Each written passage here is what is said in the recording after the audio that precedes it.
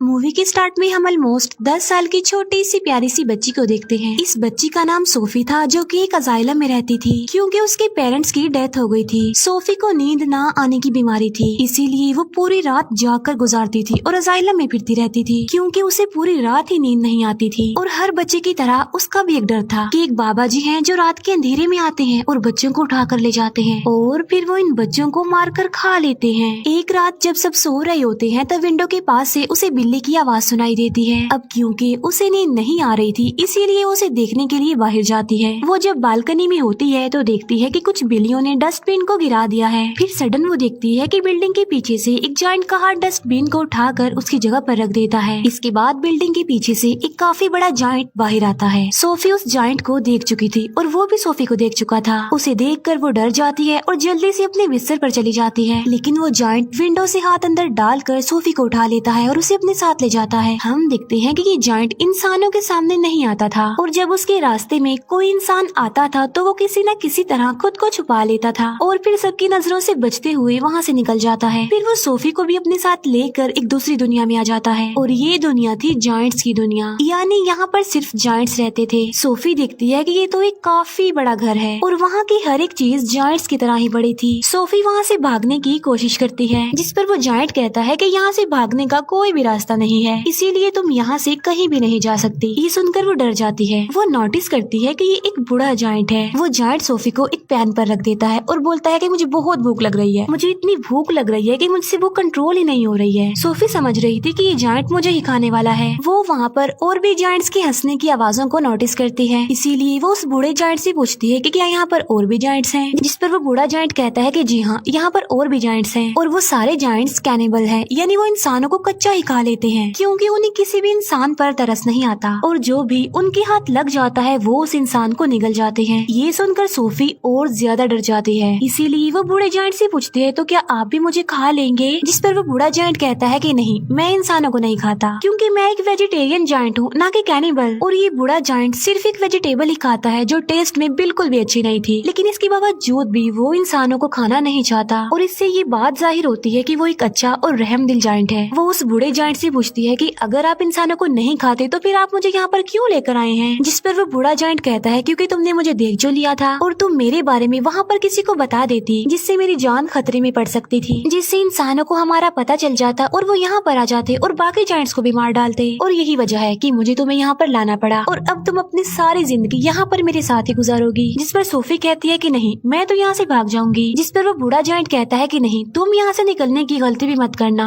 वरना बाहर बैठे जायंट्स को तुम पर तरस नहीं आएगा। ये कहकर वो बूढ़ा जायंट सोफी को एक बोर्ड पर रख देता है और उसे कहता है कि तुम थोड़ी देर रेस्ट कर लो, लेकिन सोफी को तो नींद ही नहीं आती थी। फिर वो देखती है कि वो जायंट अपने बैग से बड़ी बड़ी बॉटल्स निकाल रहा है। उन बॉटल्स में कोई चीज थी जो चमक रही थी। फिर वो उस जायंट से पूछती है कि इन बॉटल्स में क्या है, जिस पर वो जायंट कहता है कि इसमें ड्रीम्स हैं, यानी ख्वाब। जिस पर वो कहती है अच्छा, फिर तो ये मेरे किसी काम के नहीं है क्योंकि मुझे तो ड्रीम्स आते ही नहीं है और मुझे ड्रीम्स आएंगे भी कैसे क्योंकि मुझे तो नींद ही नहीं आती। फिर ये जायंट वो वाली बुक पढ़ने लगता है जो सोफी के पास थी। इस बुक में बहुत सारी कहानियाँ लिखी हुई थी। बूढ़ा जायंट उन कहानियों को पढ़ने लगता है, जिस पर सोफी को नींद आ जाती है। इसके बाद वो बूढ़ा जायंट एक बॉटल लेता है और उसमें से एक ड्रीम बाहर निकालता है। इतनी ही देर में सोफी की आंख खुल जाती है और वो देखती है कि वो बूढ़ा जायंट अभी सो रहा है, इसीलिए वो मौके का फायदा उठाकर उस घर से बाहर निकल जाती है और वहाँ से भागने की कोशिश करती है, लेकिन तभी उसे एक काफी बड़ा जायंट पकड़ लेता है और ये सच में उस बूढ़े जायंट की निस्बत काफी बड़ा जायंट था। सोफी उस जायंट को कहती है कि प्लीज मुझे यहाँ से जाने दो, लेकिन वो जायंट सोफी की एक नहीं सुनता और वो उसे निगल जाता है। इसकी फौरन बाद सोफी की आंख खुल जाती है। इसका मतलब ये था कि सोफी एक ड्रीम देख रही थी। जागने के बाद वो उस बूढ़े जायंट से पूछती है कि मुझे पता है ये आपने किया है ना, क्योंकि ना तो मुझे नींद आती है और ना ही मुझे ड्रीम्स आते हैं,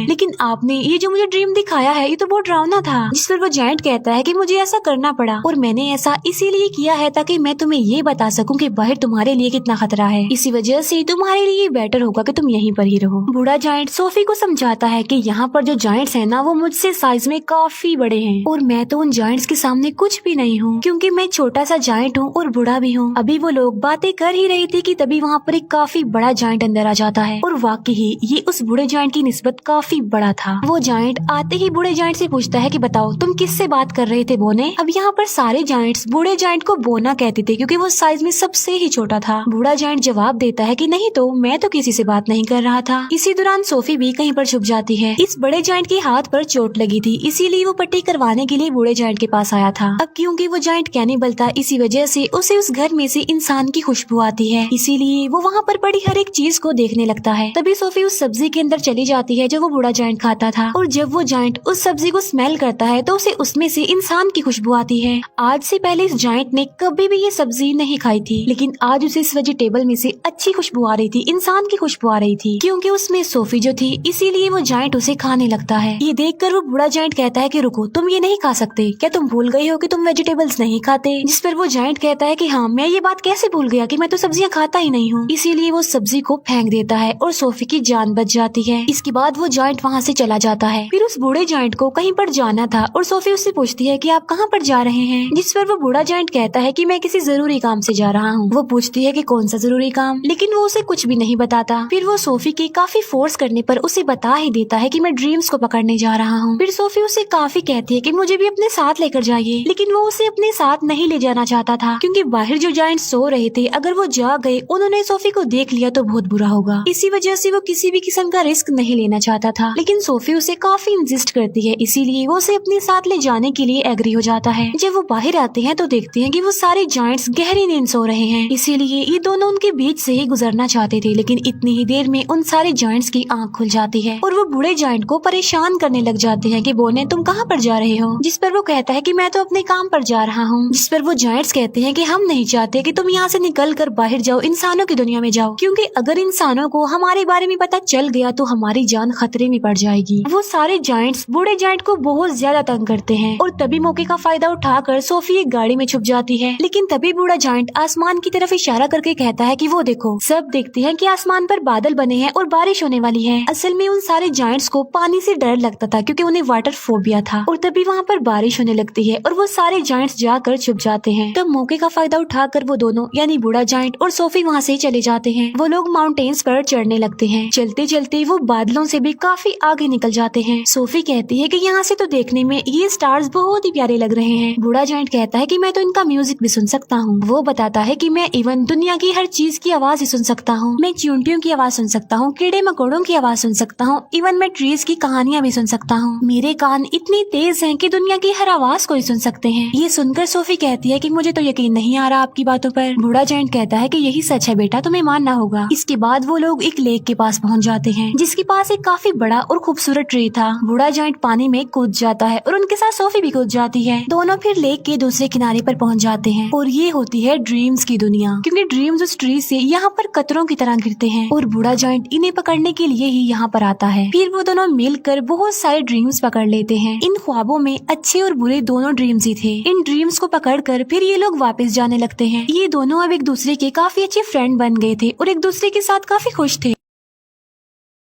बूढ़ा जायंट उसे अपनी दुख भरी कहानी भी सुनाता है कि यहाँ पर सारे जायंट्स मुझे बोना कहते हैं, लेकिन फिर वो एक बात सोचकर खुश हो जाता है कि मुझे यहाँ पर कोई ऐसा भी मिला था जो मुझे बिग फ्रेंडली जायंट कहता था।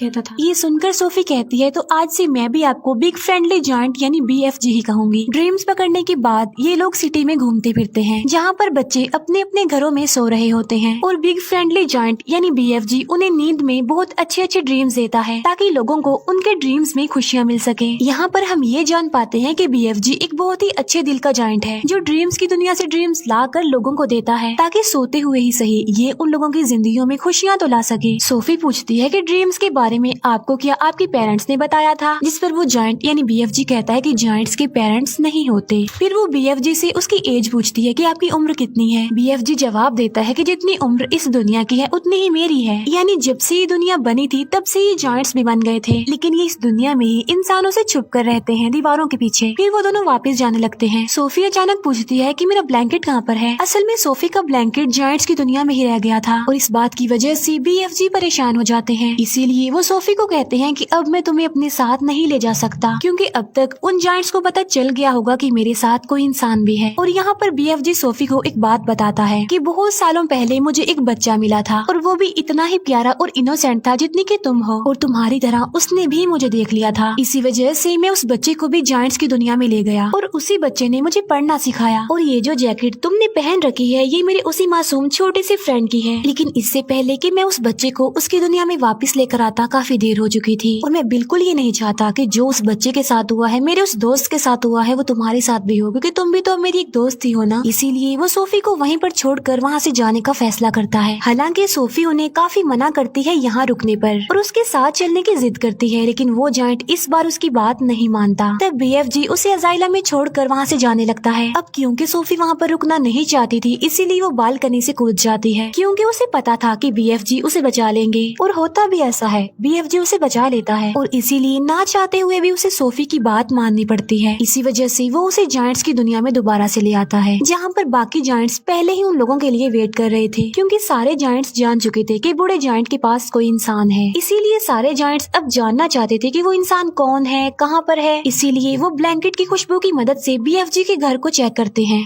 और सारे सामान की तोड़ फोड़ कर देते हैं, लेकिन BFG उस ब्लैंकेट को जला देता है जिसमें सोफी की खुशबू थी। फिर वो उन सारे जायंट्स को अपने घर से जाने के लिए बोलता है। सोफी वहाँ दीवार पर लगी एक पिक्चर को देखती है जो कि प्रिंसेस की पिक्चर थी। उस पिक्चर को देखकर सोफी को एक आइडिया आता है और वो BFG को कहती है कि आप प्रिंसेस के लिए एक ड्रीम बनाएं और उस ड्रीम में आप ये बताना कि जायंट्स की एक दुनिया पाई जाती है इसी दुनिया में, और वो सारे जायंट्स इतने खतरनाक हैं कि बच्चों को मारकर खा लेते हैं, और इसी ड्रीम में आप हम दोनों को भी शामिल कर लेना ताकि जब हम प्रिंसेस के सामने जाएं तो वो हमें पहचान ले। ये सुनकर BFG ऐसा ही करता है और वो जायंट्स की दुनिया में रहने वाले सारे जायंट्स का एक ड्रीम बनाता है और वो उस ड्रीम में खुद को और सोफी को भी डाल देता है और साथ साथ वो सिटी की बहुत सारे मिसिंग बच्चों को भी डाल देता है। फिर वो उस ड्रीम को लेकर प्रिंसेस के घर के पास चले जाते हैं और ये प्रिंसेस की नींद में वो ड्रीम डाल देते हैं और प्रिंसेस वो सब कुछ देख लेती है जो ये प्रिंसेस को दिखाना चाहते थे। प्रिंसेस की जब आँख खुलती है तो वो बहुत ज्यादा डरी हुई होती है, क्योंकि ये एक डरावना ड्रीम था, क्योंकि जायंट्स बच्चों को खा रहे थे। प्रिंसेस इस ड्रीम के बारे में अपने केयर टेकर को भी बताती है, जिस पर वो केयर टेकर कहती है कि आप फिक्र मत कीजिए, ये आपका सिर्फ एक डरावना ड्रीम था। लेकिन जब वो न्यूज़पेपर पढ़ती है तो कहती है कि ये तो बहुत अजीब बात हो गई, क्योंकि कल रात बहुत सारे बच्चे मिसिंग हो गए थे अपने अपने घरों से और ये सेम वैसा ही हुआ है जैसा आपने ड्रीम देखा है।